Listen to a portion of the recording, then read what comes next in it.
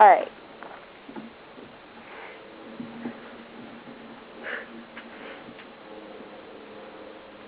Hello. So what is your name? Schoff. And how many years have you lived in Alaska? We've lived here about 38 years. Which regions of the state have you visited? Well, I think since we can't figure out if there's 6 or 5 or 8, I'm just going to say all of them. Alright. What is the best part of being an Alaskan? Well, I love the quote, "We don't care how they do it outside." We're very unique about what we do here. What is the worst part about being a long-term Alaskan? Well, for us, I think that we have family as far as the East Coast, and being up here, the distance is very great. Yeah.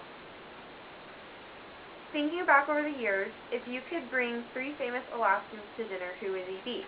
Why did you select each? That's a really tough question. I really had to struggle with that one. But one of the people that I just admire greatly is Alaskan. She is a very strong female role model and was very involved in the politics of the state as the whole pipeline thing evolved. So she would be one because it's an amazing one. Ted Stevens, everybody affectionately has called him forever Uncle Ted. And I would just love to, I met him several times, but I would love to have dinner with him. He's just fascinating. And then a much more recent person, Lisa Murkowski. I am really enamored of her, and I particularly applaud the fact that she was able to get elected by write-in votes. I think that's amazing. How do you think oil wealth has changed Alaska? Another hard question, Amber. I think that the Alaska economy now is totally oil dependent, where before oil it was dependent on a lot of different things. Before 1975, oil didn't play a part in the economy at all, but it's really oil-based now.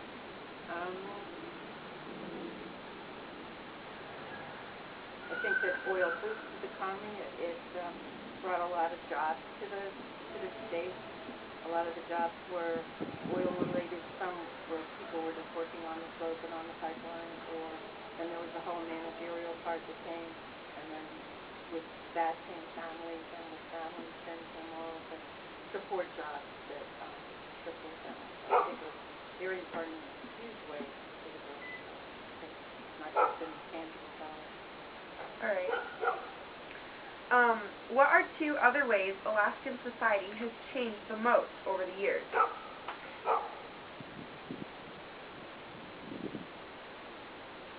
Well, one, I think that Anchorage has become much more of a large urban city, where it was always a large gathering place, but I think it's become very urban now, and that includes things like the Grove Park and bike trails and paths and all that, which wasn't part of the old Anchorage. Yeah. Actually, even just the road.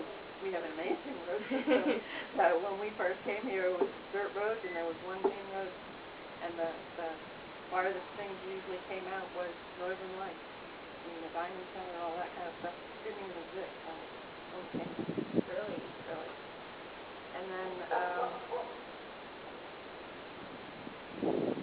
I think that with the growth of that type of a population and the cultural aspect of the city too, we have the Performing Arts Center, the Egan Center, the Denima Center. We support 3 major colleges and organizations, I guess you could say, as well as smaller and other kinds of education. I think education has grown a lot in the country also too. If you were chosen as a guest speaker in an Alaska Studies class, what would you select as the 3 most important lessons of our history since statehood? Okay, that's an interesting question. I think one of the things would be that they needed to learn how to manage the growth. So when growth first started to happen, they weren't prepared for the educational system wasn't strong enough to support what was happening at the time. Housing, there was no housing or very little housing. People, they just weren't ready for the influx. So that was a hard lesson. I think the permanent fund is an ongoing problem, but it's also something that they really learned some hard lessons about. They've given away and given away and given away money, but now they need to be raising taxes to afford to pay to maintain a lifestyle that they became accustomed to through the influx of the peasants.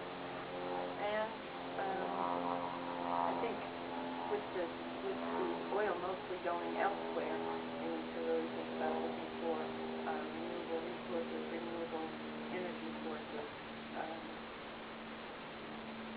because we, as in Alaska, don't have the energy from the pipeline, and now with all the talk of the gas pipeline, I think that's something that we need to really bear in mind as we go through this whole process. Who's going to do it, where's it going to go? There's a point beyond which you can't tax. The companies will finally say, forget it, we'll go somewhere else. Yeah. I think those are hard lessons to learn. Just to be clear on your first point, when you said managing the population growth, you said at the time they weren't ready for all the people and they they weren't prepared with education and housing and things like that. What did you mean by at the time? In the 1975 to the early 1980s, when literally hundreds and hundreds of workers were coming up and bringing their families, there was no place for them to be. All right. There weren't stores, there weren't homes, there weren't sufficient schools for the number of people that came in. Yeah. So that they planned oil, but they didn't plan all the things that supported oil. All right. What are two most important issues Alaskans should focus on in the 21st century and why? Okay, I think one of the important ones is how they're going to continue to fund the standard of living to which they would like to be accustomed. You know, there's a mentality of not wanting to be taxed and not wanting to pay for the things that they want to appreciate.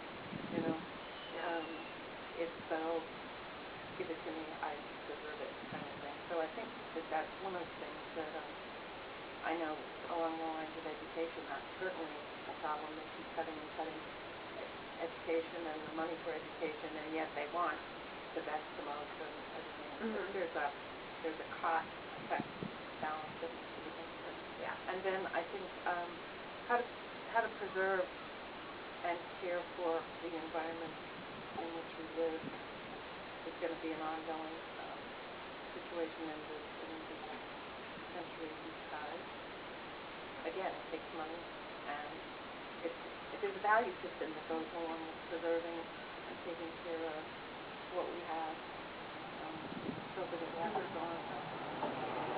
All right, well, that's a wrap. Thank you so much. No, it's fun.